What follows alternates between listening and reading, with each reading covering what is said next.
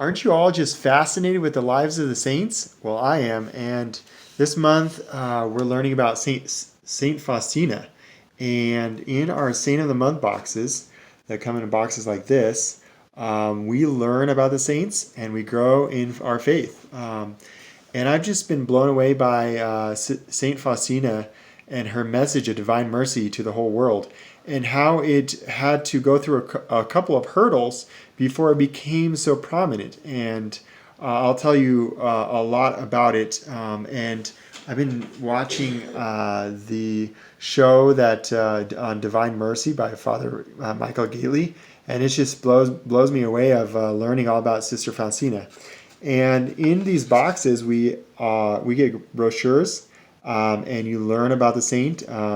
There's information inside that tells us all about who Sister Faustina was and how she became the saint that she was. Like I told you yesterday, we all learned that Saint Faustina actually was praying, got really sick, and she got sick with tuberculosis, and she was praying a novena to Saint Therese of Lisieux. And on the fifth day, she had a vision of Saint Therese, and there she asked.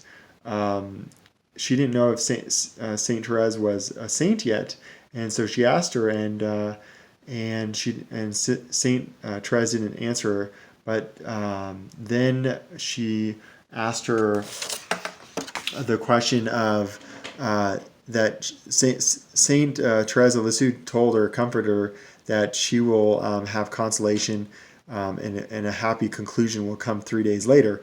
But Sister Faustina didn't believe her at first, and so she asked. Saint Therese actually finally revealed that she was a saint, and that just blew Sister Faustina's mind away. And she asked, "Will I go to heaven?" And Saint Therese said yes, and she said, "Will I be a saint?" Yes. And will I be like you, close to the altar? And she said yes. So I've just been blown away by these this great story of Sister Faustina, and we've been learning and getting all kinds of gifts, all learning about Saint Faustina. So let me show you. The first week we received an image, a plaque that stands like that, and it says, "Jesus, I trust in you." This is the Divine Mercy, the very image that Sister Faustina was commissioned somebody to paint, and after Jesus told her to. So it's beautiful. You have the blue rays coming from Jesus' heart, symbolizing the water, and the red is symbolizing the blood. So as you can see, we've decorated. All of our gifts come individually wrapped, and we have these cool wrappings of red and blue together. But let me show you on Divine Mercy Sunday, which is a week away. We have one of these as the gifts, and a Divine Mercy popcorn. So you can see red and blue for the rays of the popcorn. So the rays of the Jesus heart. And so I'm just very thankful for Steubenville Popcorn Company for allowing us to have this in the St. Faustina box. And we got other things like a print of this quote that I love about St. Faustina. We got a holy card, and we got a little book, a pocket book that we learn prayers, and the Divine Mercy Chaplet is in here. So that was one of the goals. So that's one of the things about Saint of the Month is we have weekly goals, and we work on different weekly goals that challenge us and that teach us about the saint. So our goal this week is to pray the Divine Mercy Chaplet until Divine Mercy Sunday comes. But let me go ahead and tell you a little bit more of the story of Saint Faustina. So it was during World War that Saint Faustina died in 1938, and the World War II just started in 1939, so a year after. And I'm going to tell you a little bit of the aftermath of how the Divine Mercy was having so much trouble spreading to the world. First off, the people after the war, they wanted this literature and they were begging and they wanted it so bad. And so the superior of the community that Sister Faustina lived in, Mother Michaela, had the sisters type out in other languages the Divine Mercy that Sister Faustina had wrote. But the problem was there was some transcript errors, and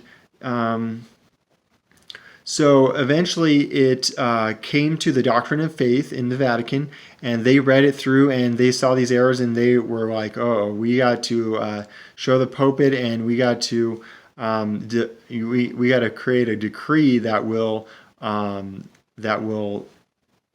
keep it for keep a decree that will say forever that this is not a good devotion to pray to." And so it came to St. Pius XII, and at that time he was sick, so what they did was they put the at the bottom of the list. So the Pope always has a pile of things that he's going through, and they put it on the very bottom, thinking that he would just breeze through it and just sign the decree that to ban this. The Pius XII died, and the new Pope came in, John the 23rd. And John the 23rd, this is pretty amazing right here, that he saw the pile, he made the sign of the cross, and he flipped the pile upside down over from bottom to the top.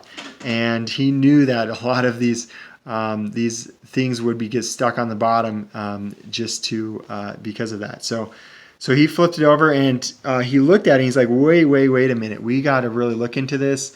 We got to see what the bishops of Poland have to say about this. And so he made a temporarily prohibition pending on what the Polish bishops would say. So this ban lasted for 20 years. And the Father Sopoćko, that was the priest that was spreading all this message, he ended up dying during this decree, so he actually didn't see this come to fruition, but he was promoting the Divine Mercy message to the end. So, in fact, he met with a bishop at the time of Poland, and he talked to him, and he convinced the bishop to go forth on the beatification of Sister Faustina. And none other than this bishop was Pope John Paul II. So the bishop was a future saint and the future pope of our lives. And so they had this problem now that if this sister was going under beatification, how can it be that there was a ban there and that they would have to kind of iron things out and open up and look at this ban once again? So then on October 21st, 1965, they started the process to investigate this ban and all of Sister Faustina, who she was. And then she was later named a servant of God. And this is the first step, as you know, of becoming a saint, is being named a servant of God. And then 1978, the ban was canceled. The 1959 20-year ban was canceled, and very shortly after, the bishop Karol Wojtyła became Pope John Paul II.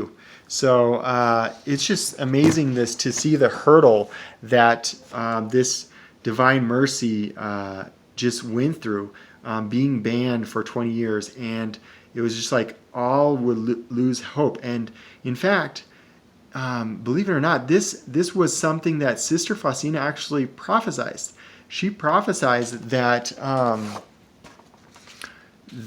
let's see, let me read what it said. She said that the work would be undone. It would be as if it was completely undone, and then all of a sudden, but then there would be a new splendor of the church, and everything would rework itself. And so this is exactly what happened to her. To this, and so it's we're so grateful to have this Divine Mercy image to pray to and to help us with the salvation of our souls, and the whole heart of the mystery of Divine Mercy is all about trust. And so when we read Jesus, I trust in you, we learned that trust is a huge component. To trust that God is love and that He is a God of mercy. So yeah, and so we've been working. The first week was to work on and pray before this divine image, and to pray that Jesus, I trust in you. The second week, we began praying the divine chaplet. For the sake of His sorrowful passion, have mercy on us and on the whole world. And then we got these cool little Easter eggs too that actually glow. They glow, and they're battery powered, and you got a whole pack of them and to enjoy for Easter. So we also got a cool little keychain of the Divine Mercy right there. Very beautiful. Rebecca has them on her keys. So Saint of the Month explores these saints, and we pray with them. We investigate their lives, and we learn more about them through these. Through each gift is individually wrapped, and each gift comes with a whole message that tells you what to do, more about the saint, and how to grow in your faith. So we have goals that we work on, certain prayers that we pray, and learn about the saints. So it's super, super cool, and it's really easy to sign up. It's just a subscription.